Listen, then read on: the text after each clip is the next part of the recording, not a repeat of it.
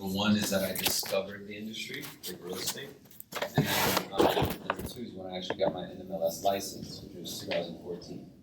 Right? So I actually came from real estate. When you hear me say, you know, I've been doing this for 20 years, in some realm I've stayed within real estate, right? When either it was loan modifications or some sort of cash out product.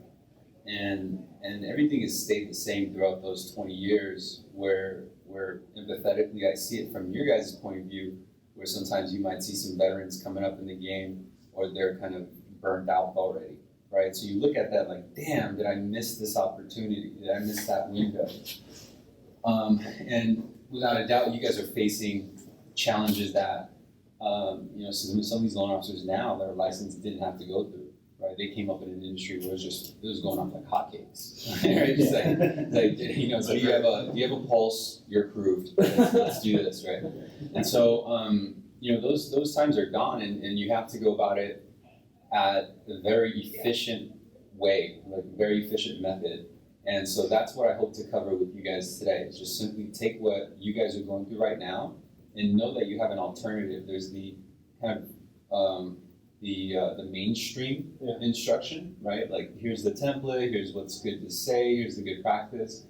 And I want you to understand that information is typically given by somebody who either isn't in sales and doesn't go through the day-to-day like us, or it's being given as kind of like a protocol, right?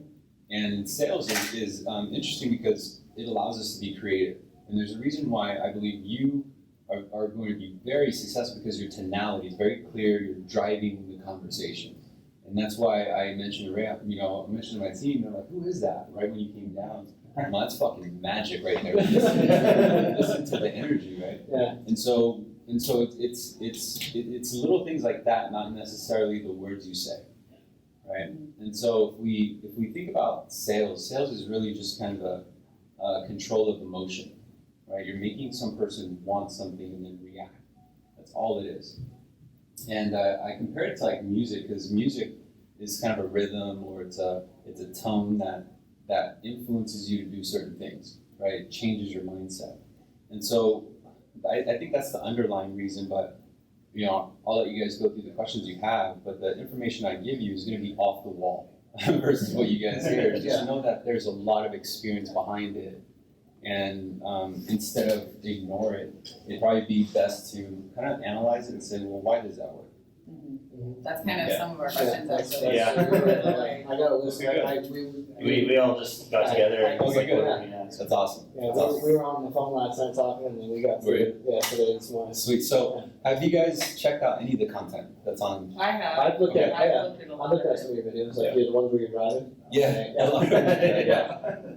So, you know, with the content that you guys watched thus far, what's captured the attention? Why is it interesting? I think it's the way that you kind of approach it. Like, you don't like we were talking about this yesterday. Like the meeting you had yesterday too was very relevant to us, even though it was mainly refi people in the room, and you don't really hone in on the purchase aspect. It's very applicable to purchase because it's applicable to just anything. Yeah, basically. Yeah. Like the psychology is the part that we enjoy, because you know we get the protocol all day. Right. So the psychology, and that's some of our questions, is like the psychology of the why is kind of what we, you know, some of the questions that we do have is to, you know, how can we get around those objections or those whys, you know, with the attachment to what they're looking at.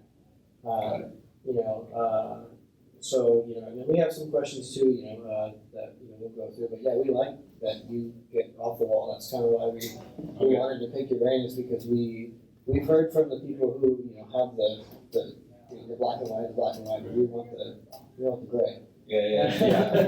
Definitely. I just like how you're just like down to earth. I like that you cuss. I like that you keep it real. Like you hear me on the phone. I keep it real. I'm gonna tell people, like, look, that's not gonna work, you know, or hey, let's find out if it will work. You know, I try to keep it real with them too, and I think borrowers appreciate that. On the other end, they're just like, dang, this is the first girl that's gotten on the phone with me that hasn't actually tried to sell me, you know, and I just listen to what they have to say. Tell me about your process. You're gonna hear me say the word trigger a lot, right? Like in the videos or whatnot.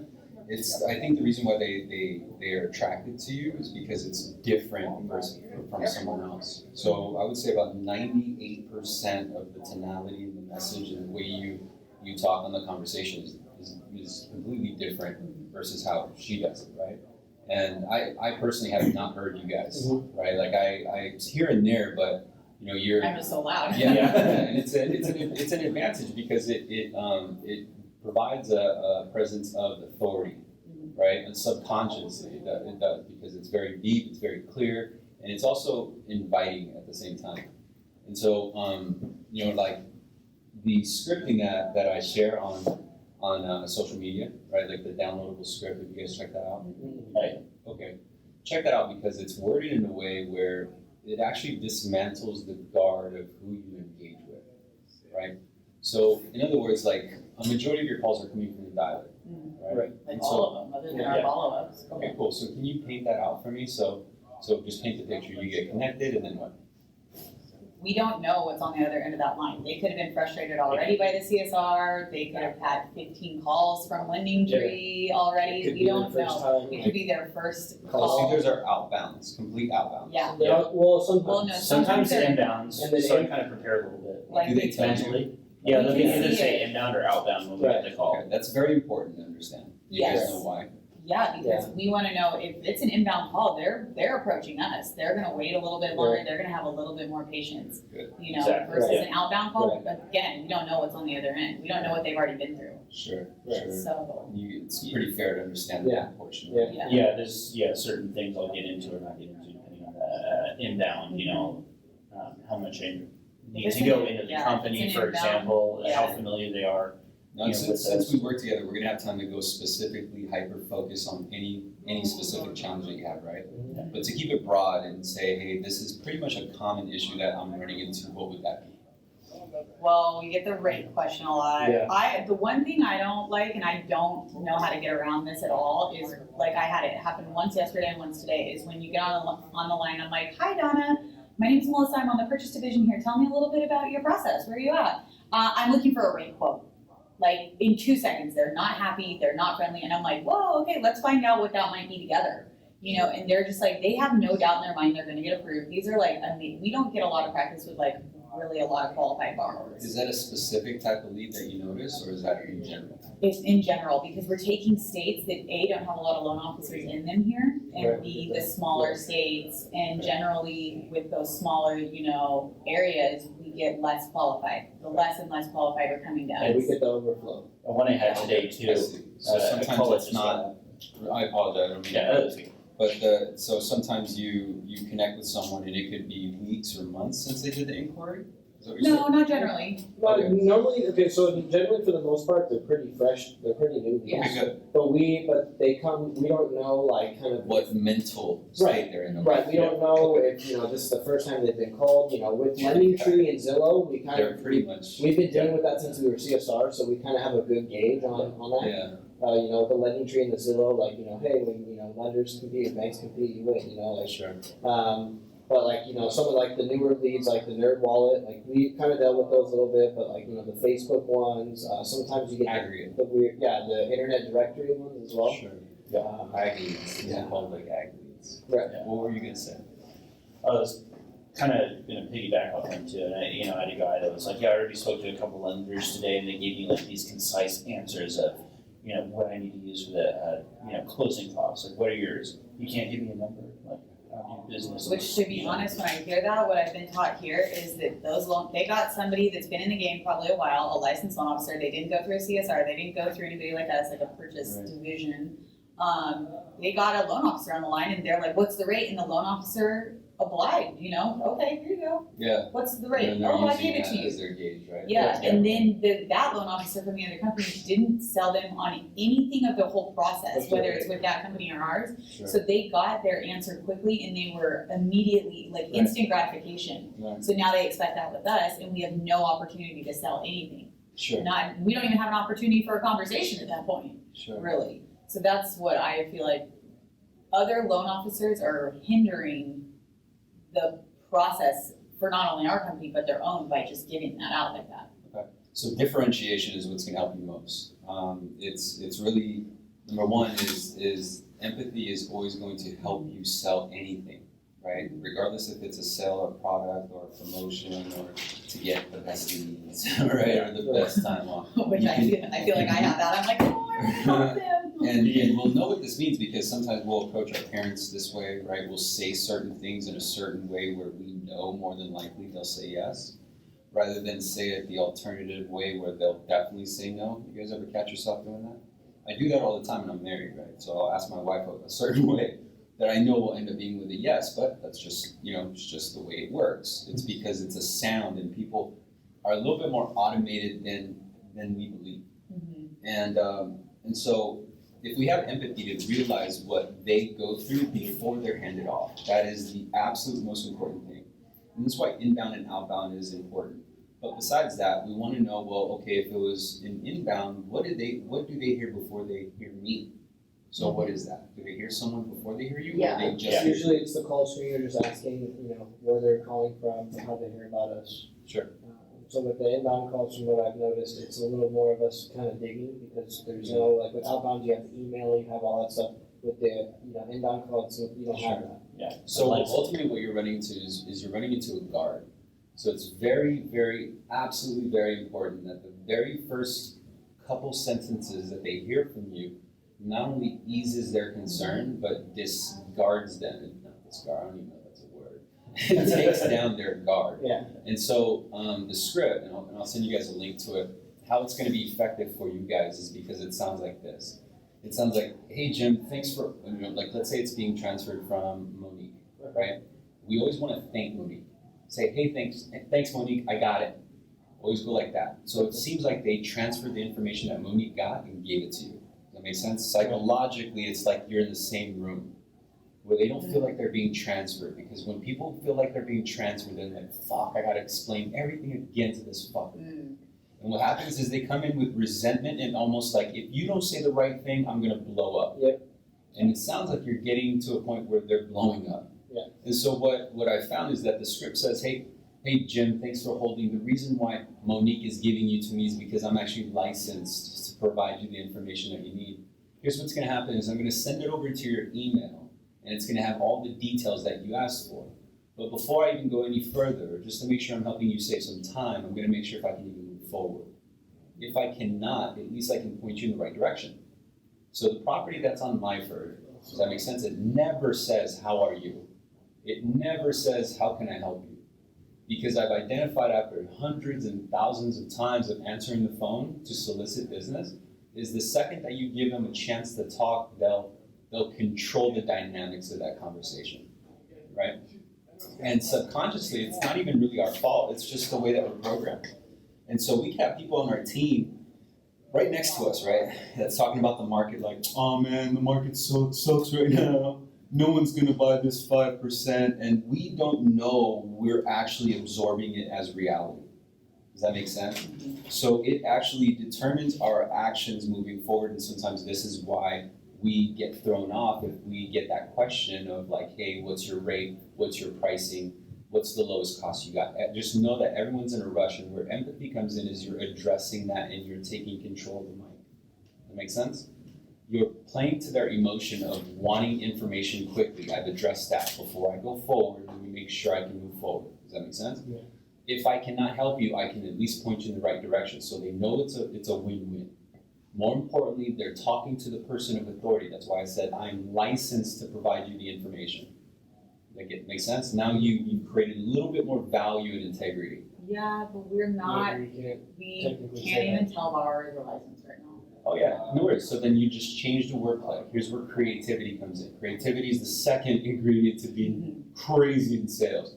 Like you'll come up with sayings and like words, right? Like net, and I'll go into that a little bit different. That's actually one of our questions. Yeah, so that's crazy. It's all about creativity. So instead of saying, hey, I'm licensed to provide you the information, wordplay could use the power of what's called assumption.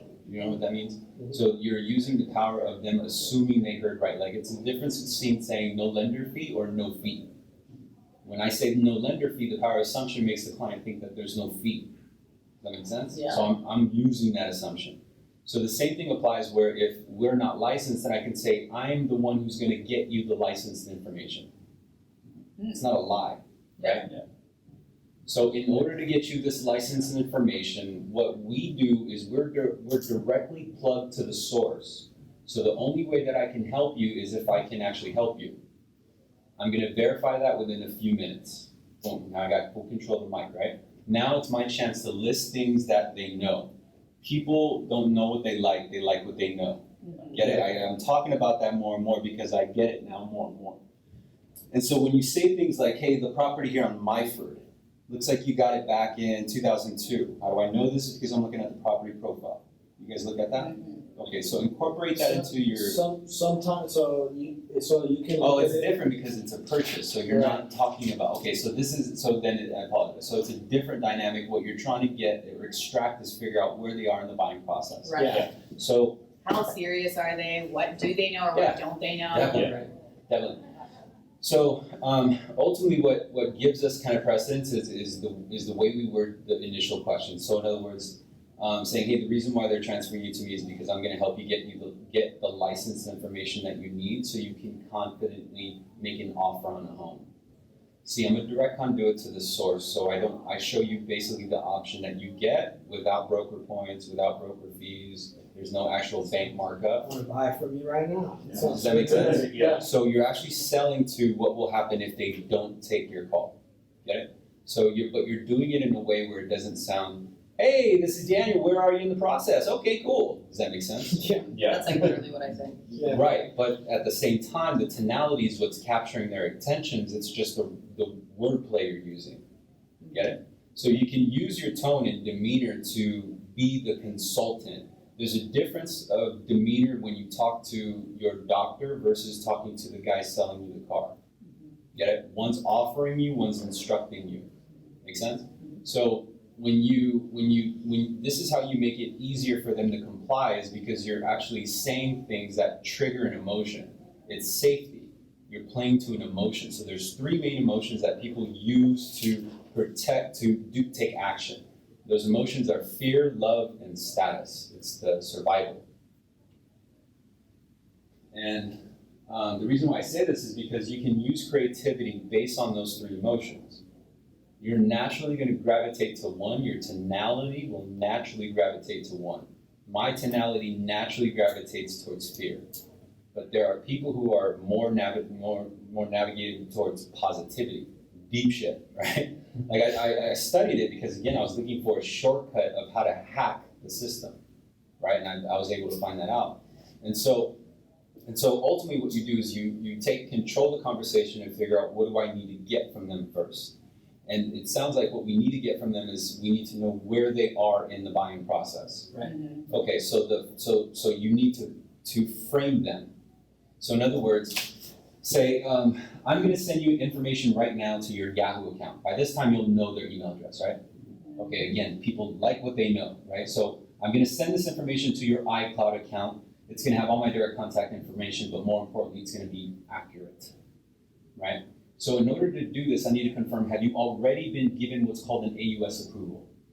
Now it's creativity. Like, what's an AUS approval?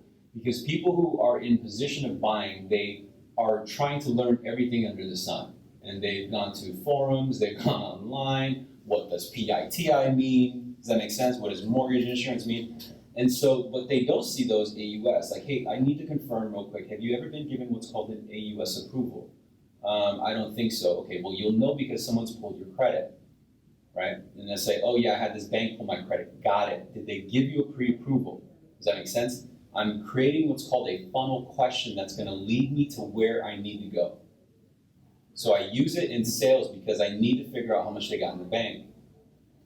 That makes sense? So instead of asking them, hey, how much do you got in the bank? I ask them, how much is going out towards your debts? Okay, is that minimum or is that over? It's minimum. Got it. At the end of each month, what is what's called your net? Oh, what's that? Well, net means you have your net income and then you have all your expenses. You see, I don't see anything that's on your credit report. I don't see your daycare. I don't see your hobbies or anything like that. So your true net is when all those payments are done. How much of June's net income is following you into July?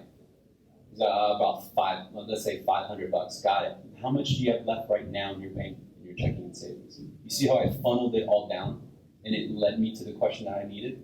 So you think about, well, what am I having issues on getting from these people, right? There's something that I'm not getting, and whatever you find out what it's not getting, then you kind of reverse engineer it, right? And use empathy to say, well, what does this person have to gain if I got this information? Does that make sense? Right. So in order for me to even work with this person, I need to know that they qualify. Well, what's their incentive in order for me to help them get qualified? Their incentive is to make sure I'm helping them save time. It's helping them make sure they're avoiding broker points and broker fees. Got it? And I've said this in my wordplay. More importantly, you want to make an offer confidently where you're not at risk of losing your deposit. Now it's all fear. Get it? Say most homeowners in Orange County prefer us because they don't want to go shopping with inadequate approval. That's something I would say, right? And say, because they understand that we're a direct conduit to the source, I don't have as much yellow tape. In other words, I don't need a tax return. Does that make sense? I can operate very quick, and the information I give you can actually use by this weekend. Here's the thing is, we do this because we want to protect the community from loan officers that just give you a number. It's about the most dangerous thing you can do. If someone has done this without doing their homework, you have to be very cautious on putting money on the house, right? And you got to experience what they're going through, and you probably haven't, I don't know if you have, because you guys may have bought a house or have not.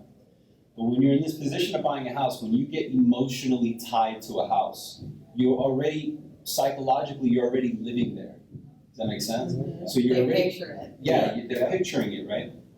And so It's already there. Yeah. right. And so that would be something, when you guys get into sales that you could probably dive into or whatnot. But what you're doing is you're using the stories that they've heard, right? So you're kind of leveraging off that and kind of creating this bond that they don't know is happening. And the reason why you're creating that bond is because if you give them a suggestion, then they're only going to follow your suggestion if they feel like you heard them. Does that make sense?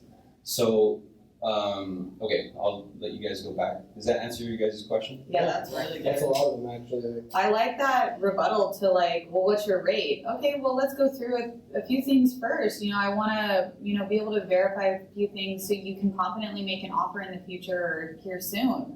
I don't want to just spout off a number. It gets very dangerous for you as a borrower. Yes. I don't want you to lose out on your deposit either. You know why that's going to work? Is because this sounds like a mom. Aw, I love my mom. No, I promise you. I came up with some. I'm That's working right such now. a good rebuttal to the rate question. Yeah. And I'm not saying that's not going to work for guys. Guys, you just come off with a little bit of demeanor, right? So we've heard how mom would say it. Now you got to kind of sound like how dad would say it. Yeah. Mhm. Like, hey, no, this is what you got to do, right? Almost with that tonality where you need them, but you have to show them you don't, right? Like they need you, and it's like I was saying, it's a differentiation that's going to keep them towards you. So if you know that 90% of it, I believe, is in tonality and what they immediately think of you, you've got them. But if they think you're a salesman, you've lost them. You're just going to create this whole balance of friction. And so in doing a lot of different split tests of answering the phone this way, doing it that way, getting this objection, you're going to notice that you're always going to get the same objections around the same time. Yeah. So you'll notice that with minute 10, you always get hit with this objection. And it's because of your script, it's your wordplay, it's your choice of words, right? So pay attention to that, because all you need to do is find out hey, what am I saying at this time? Listen back to the recording and saying, that's why. Because I keep saying we got the lowest fee, we got the lowest rate. That's why they keep saying rate, right? I don't know what objection you guys get. We definitely don't ever mention the word rate. They'll bring it up in the beginning, before you. We're trained to basically, when we hear that word, to just divert it. Okay. We try to divert it, and then if they keep on, we're trying to get it to a loan officer at that point. Sure. Some we can get around, depending on where. If it happens later in the conversation, they already kind of like us. But when they get on that line from the CSR and they want to rate and they want to be quoted right then and there, I would say 95% of the time we're not getting around it. Okay, do you run into those a lot? And you can get a quote right there. It's not too common. So a lot of, I'd say when we first started, it was a lot harder, but as we've gotten more, we've been doing this for about 6 months, so I mean, we've definitely. If you run into those, the best thing to do is match their tone. So they're gonna be like, hey, you know what, the best thing I just wanna know what best you got, right? So match their tone, say, yeah, absolutely, I'm gonna send it over to your yahoo.com account, whatever. Like, let me go and rush this over, but first, right? So you need to be on point and then you can bring them back. It's very, very important. Because it's if they figure out you're on the different wavelength, like you're slow, they're gonna fucking hate you. Yeah. Right? But if they believe that you're like, yeah, let me show you where the bathroom is. Makes sense? Yeah. They're gonna love you and latch on to you. But slowly you'll bring them back and they'll actually talk slow. But what they're doing is a defense mechanism. It's kind of like frogs and shit, right? Like how they exude out the poison. Yeah. Well, how they exude out their poison is that they say just shit that they think is gonna protect them. You know what I mean? Like, I need your lowest rate out. I'm not going to pay no points in fees. This has to save me $500. I guarantee you, boo, if I saved you $250, you'd follow me. Does that make sense? Don't listen to that and don't let that determine the reason why you, because at the end of the day, they're going to buy from somebody. Just remember that, right? And the only person that they're going to buy with are those who learn how to dismantle them. And I believe, like, there's a way to dismantle pretty much the general public. Right, that's why there's sales funnels. There's these things that are all around us. We don't know we're participating, but the big corporations and companies know. They're getting all your data, right? But how did we fall for that? We're brought up and wired to protect our data, but we're giving it out to anyone and everyone. Does that make sense? Mm-hmm. So there's a way to hack hack away the guard, and that script is really going to help you. It's also going to help you with outbound calls. So when you hear an outbound call, typically you're going to get people who are in a rush, right? Or who don't have time, they just want the information. So you have to address that. You can't meet them with friction and say, hey, I can't send you any information. Never say anything that has any negative connotation to it. Everything is positive and say, yeah, absolutely, I'm going to go and send it to, and immediately look for their email account. For some reason, it's like when they know that it's going to go to the right address, they have peace of mind. Got it? So they feel like they got the answer, but more importantly, you're saying, hey, before I send that, now you got control of the mic. Got it? Yeah, I like that. Yeah. All right. Yeah, because we don't give them, rates at all, like Yeah, we the can't. process. It's basically, we get their documents back and then we transfer them over to a senior loan consultant later, then they give them the rates. So we don't approach that at all. Are just are you familiar with the senior CSR, like the flow, or no? No, dude. Okay, so basically, and you chime in when you guys want to. But basically, so we get it goes through the CSR questions. Bankruptcy, foreclosure, been on time. You have a real estate agent. What's the name and number? They transfer it to us. They say inbound, outbound, the state, and then okay, send it. That's usually what we say. And then. It comes over and it's not a warm transfer. It's a blind transfer. It's a blind transfer. Just transferred and then hi. So you have no file in front of you. It comes into us Yeah. right as it's transferred. Got it. Okay. Right. So we have to click the kind of like the old school, Sure. old school way. We had to open the file first in the DB and then Sure. Does that ever Yeah. slow you guys down? Okay, good. I can have I could get into like the whole first pitch without Yeah. TV. Yeah. We've been doing it me for so too. long. We're like we have it down. Okay, good. We just there's certain things that we feel like that we want to hone in on. Some of those Sure. things you answered without even us asking. Yeah. So that's awesome. But then so then once it comes to us, we go through a whole spiel. We try to go through borrower's goals. The whole. You've seen the purchase guide on the BB. It's borrower's goals. What is it? Assets, credit, Assets, employment, 1003, it's just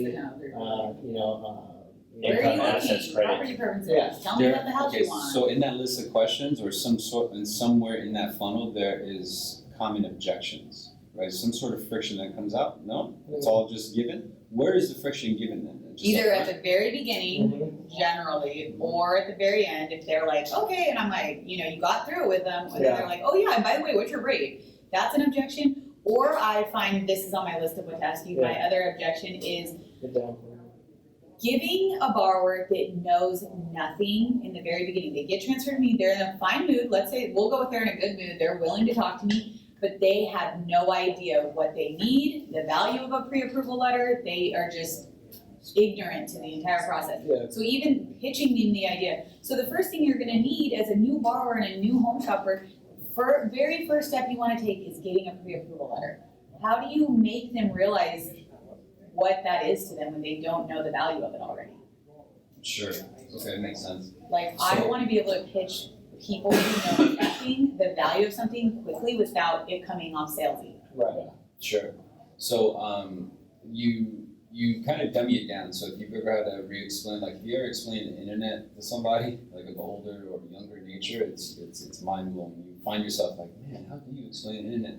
So it's I complicated. literally was just thinking. Right? Yeah. It's complicated, but if you could find a way to make it as easy as someone who is 5 years old to understand.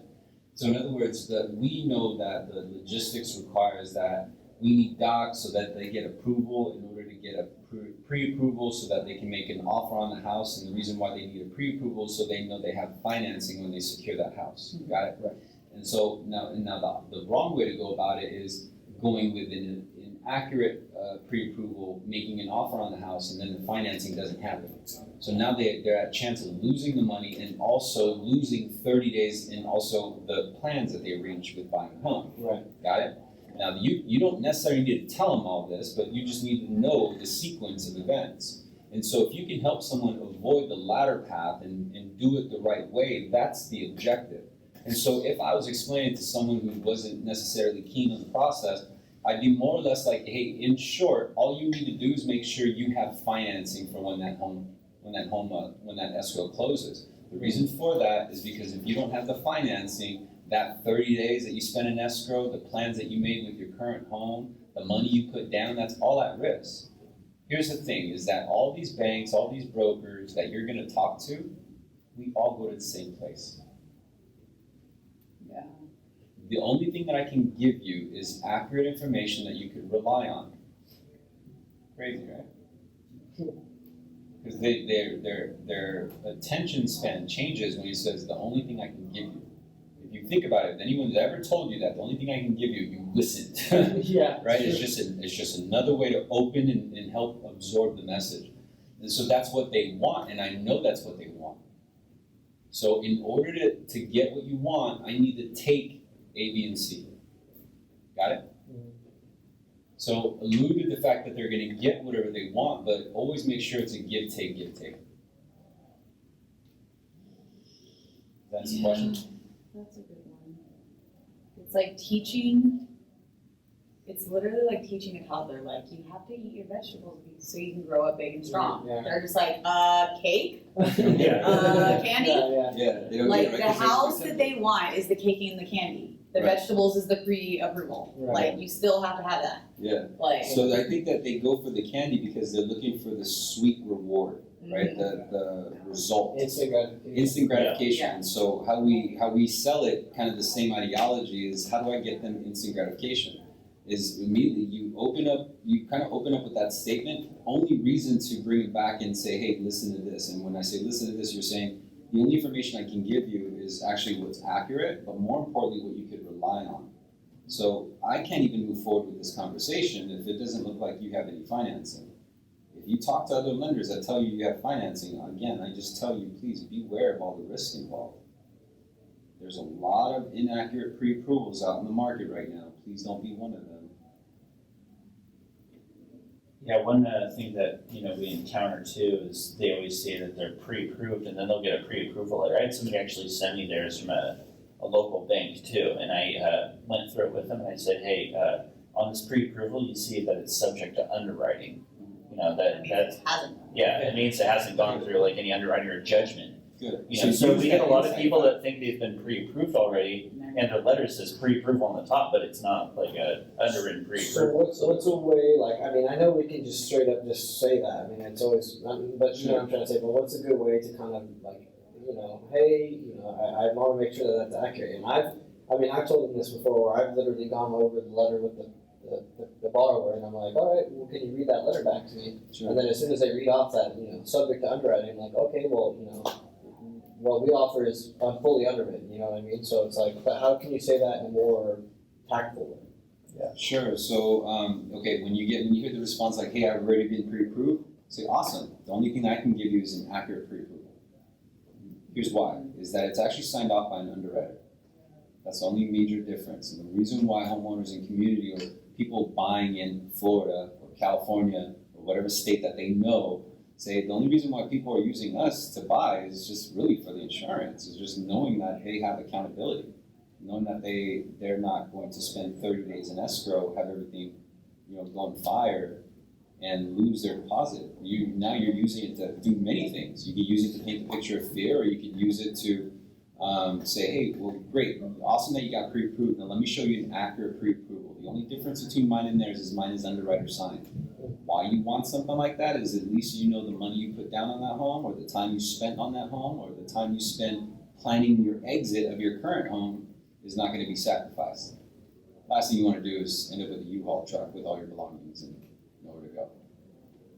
So again, I like, again, so you see me kind of leaning towards the fear, right? And it's because my tonality is just the way I sell. You guys might be different. So you got to really find out how you get most attention. So in your case, you may get most attention because you're very caring, right? Like you're very good attitude. So use that, but so consider the mom effect, right?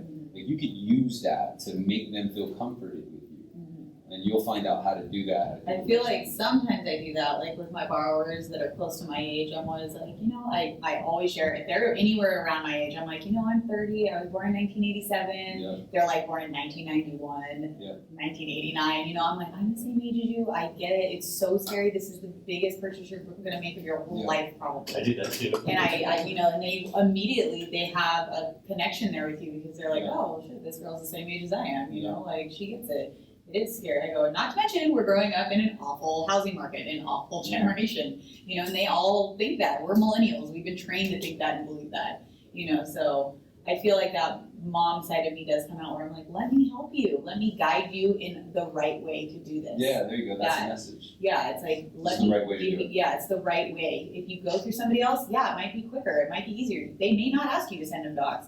That's not the right way. Yeah, and so ask them, say, hey, did you submit all your income? I asked that. Yeah, I asked that too. Yes. Okay. And when they're like, no, I'm like, that's what we call pre-qualification. Yeah. This is pre-approved. Like our pre-approval is basically like having cash. Checking your back pocket. Checking it. Yeah, you guys watch it. We always say that,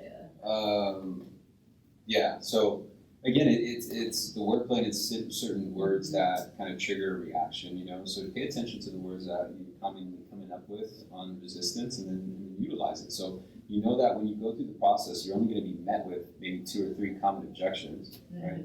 So if you already have a plan where okay, well, if I get this objection, then I'm going to either go through 1 or 2 paths.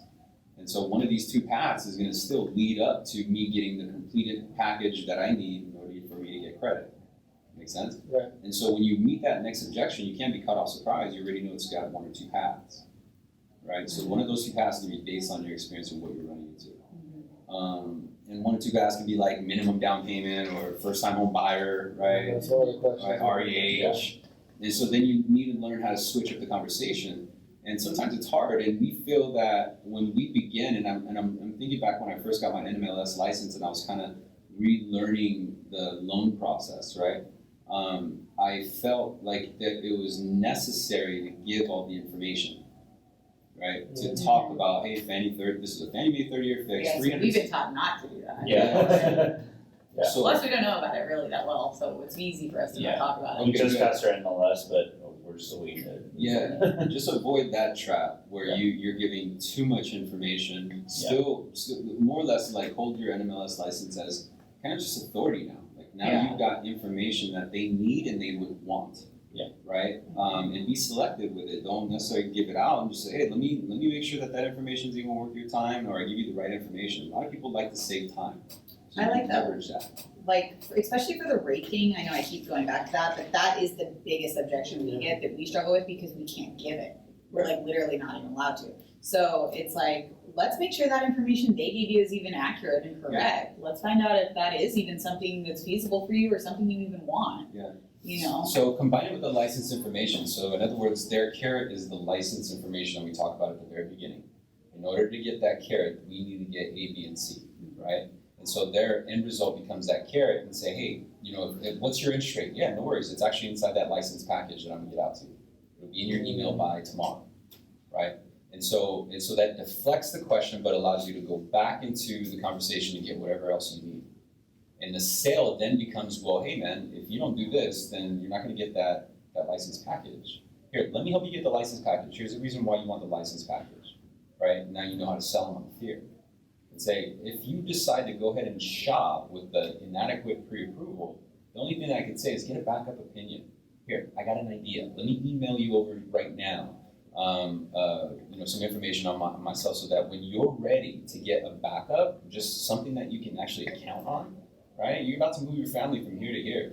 It's a pretty big move, right? Just have something safety. So just in case that pre-approval doesn't work out, have something that's pre-approved by an underwriter. That's as good as cash. Now it's hard. It's more or less easier for him to do because he feels that he's able to keep the other pre-approval, right? Right. Yeah. Can you go through, so do you really email those people when you say that, like later? Email them. Exactly, you don't do. No, never. I don't email them until, because I was it's like, always, glad to yeah, answer my question. yeah. It's just a deflection. It's a way to make them think, hey, it's easy, it's on its way.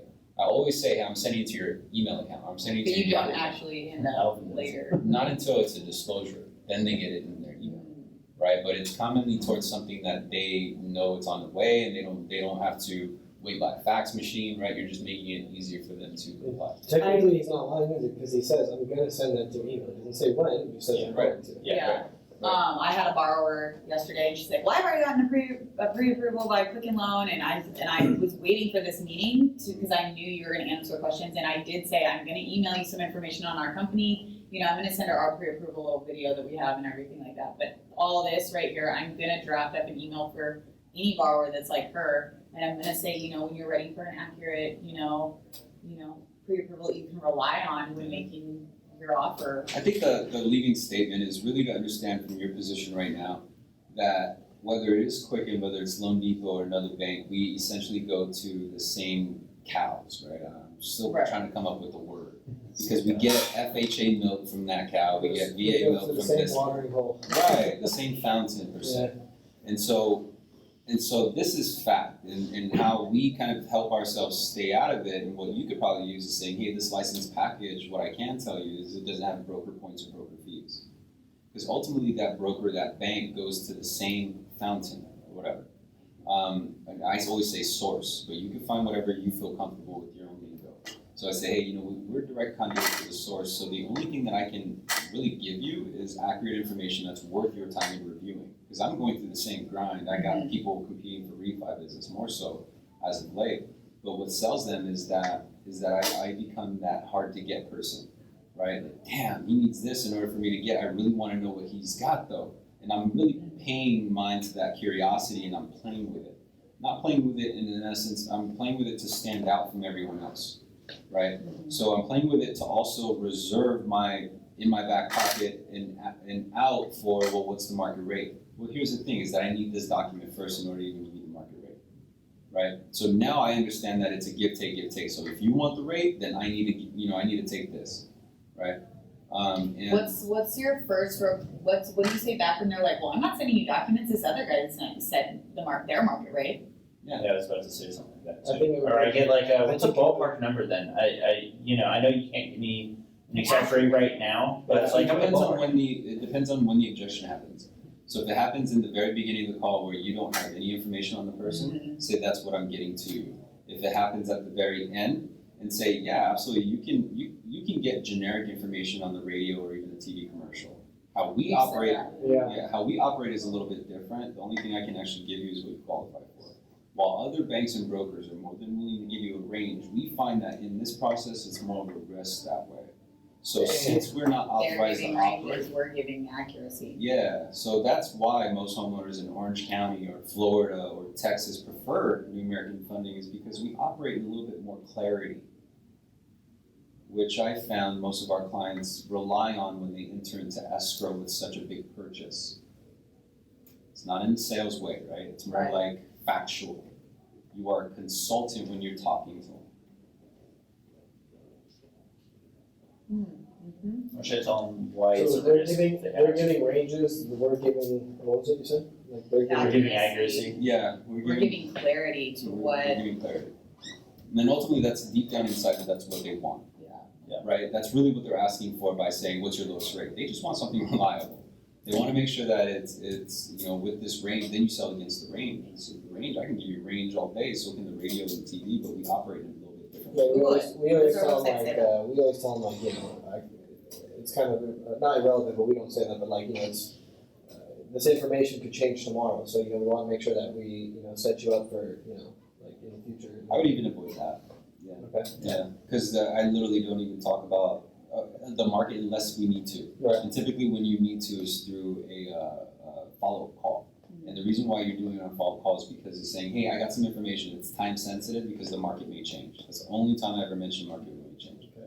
The reason why is because if you do it on the first call and that's kind of your sale, that's ultimately what the focus comes down to is the market, which will open up and invite objections about rate and pricing later on. Okay. But more importantly, you'll sound like your competition. And when you sound like your competition, if they get a quote from Loan Depot, they will assume that you have the same because you sound the same. Okay. Yeah. Yeah. And then I think the last thing that we kind of were touching on real quick is, like you just mentioned it actually, is how do you approach your follow-ups and or closing a call to make sure that, they remember? Like, say we had a great call, which I run into this a lot. Yeah. I literally, how that we have that hot, warm, cold. I mark those. I mark a lot of mine hot or warm, and they're really like freezing Arctic over here, and I never hear from them again. They never send me their doc. I'm like, what the heck happened? Like, that was a phenomenal call. Like, then how can I Open get up the consent for text. You guys do that? I do that all the time. Okay, good. So if you open up a dialogue with text, you can follow up on with them. So if it doesn't go anywhere, you can just shoot them a quick text like, hey, what happened? Right? Just question mark. And they'll wonder, like, who is this? But then they might even reply back, who is this? Right? And say, this is Danny with NAF. I heard that there was nothing ever came back. I have an agent that has your file. What do I tell them? Right? That's a good one. It's different. It's almost like, oh yeah, I was busy. Tell them to call me at 3. Got it. Now you send a message to the LO and say, connect with this person at 3. I would go as far as send them a calendar invite to make sure it's on their calendar, right? And fucking highlight that bitch red. And say, pre-approval, ready to go. Because what you're doing is you're ultimately making connections to get a full package to a senior loan officer, right? Yes. So, and you ultimately want that to become a lock, and so you kind of reverse engineer. Well, in order for me to even get to a lock, I need the file obviously to be in escrow, but besides that, an actual full file with an LO. So then work backwards from there. How do I get a full file from an LO? It's mainly about building up curiosity and kind of anticipation to talk to the mysterious, LO. Which I feel like we do that. I'm like, they're going to be the ones that can go through monthly payment with you. I'm sure you have a number in mind that you want to keep. They're gonna know how to get you to that goal. Then make it easy for them in the conversation and say, hey, you know what? Everything you said right now, I've made notes so that the loan officer that I connect you with, the authorized package that he's going to send you is actually going to be tailored to these notes. This is something that we can provide different versus like Quicken Loan. Quicken Loan is more kind of a conveyor belt. So it's very cookie cutter shape. We're a little bit more conforming because we don't sell off our loan. Does that make sense? I become your agent for life. And then they like that versus saying that you don't speak to 30 agents. You're actually just going to speak with me and your licensed agent. And what you're doing is you're explaining it in a way that teeters off their respect for time. And everyone protects their time almost as much as they protect their kids.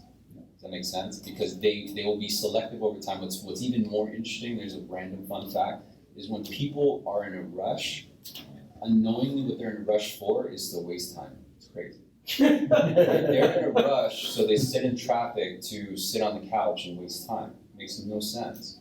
But this is just the way that people operate, right? And so we have to just simply identify that, show empathy, and know how they work. And so if I know chances are that this person probably doesn't really do anything at home, they're not organized, I have to kind of think, well, how does that person live? Right. So I'm not going to rely on them to actually talk to them specifically, but at certain times. So if I knew that they're like a 30-minute commute from home to work, I'll probably catch him either in the morning, depending on his mood. Is he more reactive? Does he comply more in the mornings? Well, I'm not going to hit him in the evening with some shit that he needs to comply with. Make sense? Right. So pay attention to those things. You'll have a little bit more efficiency with people you engage with. And that's probably a little bit on the broader scale because the contacts you talk to is really just a kind of one conversation. But then there'll get a time where you're actually dealing with the same person for weeks on end. Yeah, we get that too.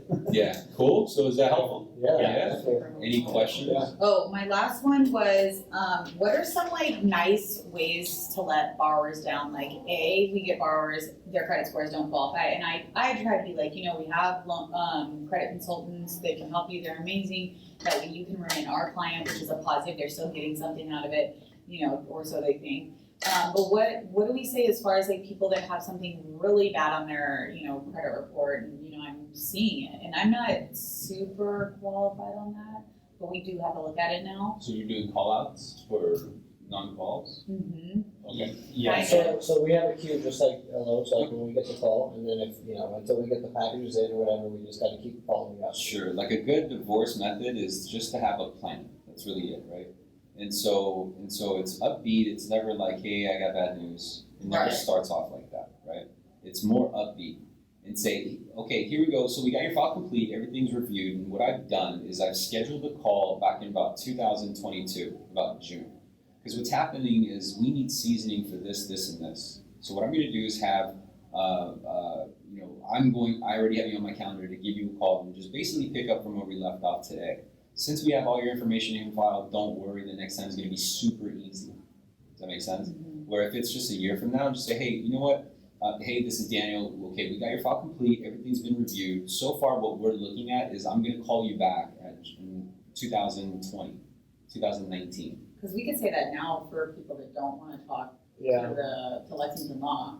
Yeah, but always rely on Lexington Law. Lexington Law is a little bit different. It's more like FICO, whereas like foreclosure seasoning is different. Like you can't get around foreclosure, regardless of what credit Lexington Law does. Mm-hmm. And so like if this person only has like a 619 or maybe like a 550 FICO, and you want to see, you can clearly see that if he pays. Are you guys pulling credit? Yeah. Okay, cool. So do you guys know how to read credit?